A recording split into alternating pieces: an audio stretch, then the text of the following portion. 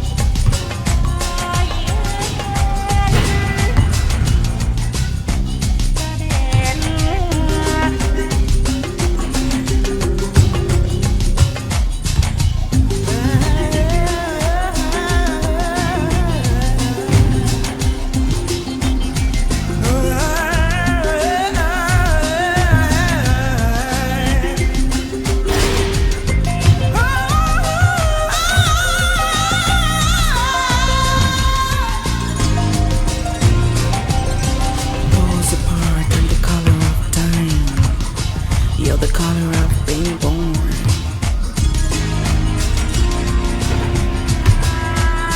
Poles a barn, not the color of time. You're the color of being born.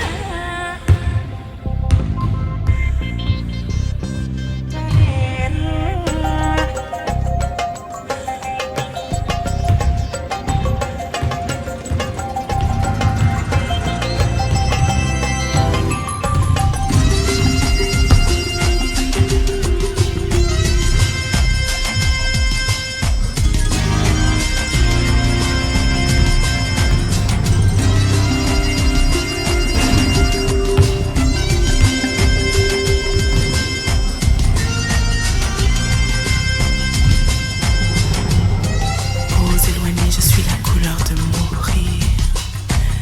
Tu es la couleur d'être né. Jusqu'à ce que nous respirions l'un dans l'autre. Il ne peut y avoir de jardin. C'est pourquoi les plantes grandissent et se moquent de nos yeux qui ne voient que de loin.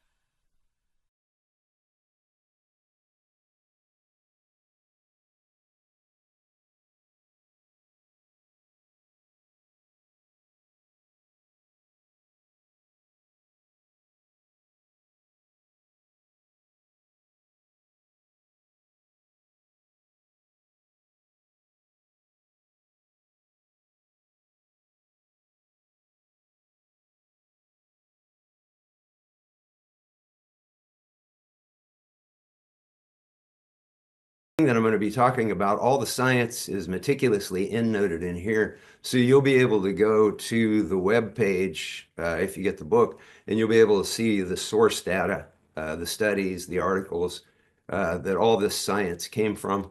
And that's really important to get out to the mind-body community. So I thought I'd start this with a quote, and I think it was Bertrand Russell, but I could be wrong. And he said that truth is always simple, but humanity will stampede all over simple truth to get to something more complicated. And what this journey, this has been like getting close to a 50-year journey of Tai Chi and Qigong, and also just mind-body practices in general, because like, I know I'm not the only person, but over these decades practicing Tai Chi and Qigong, I've become aware of yoga and mindfulness and different meditation techniques. And you start to realize very quickly that they're all part of the same family. And what the data shows is that what they all have in common is they're able to bring the brain waves into the alpha brainwave state. And then when we practice it on a regular basis, we tend to operate more in a gamma wave consciousness, which is a higher level of consciousness, which the science seems to show what it does is it plugs us into the internet of existence so that we're open to greater insights and information. And so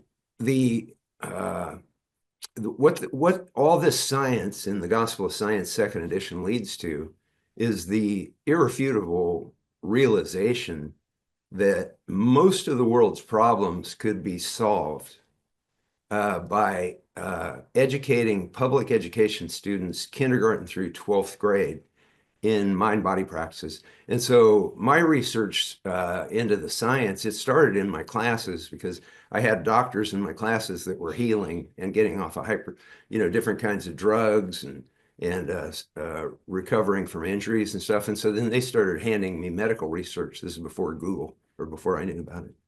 And the stack just got bigger and bigger.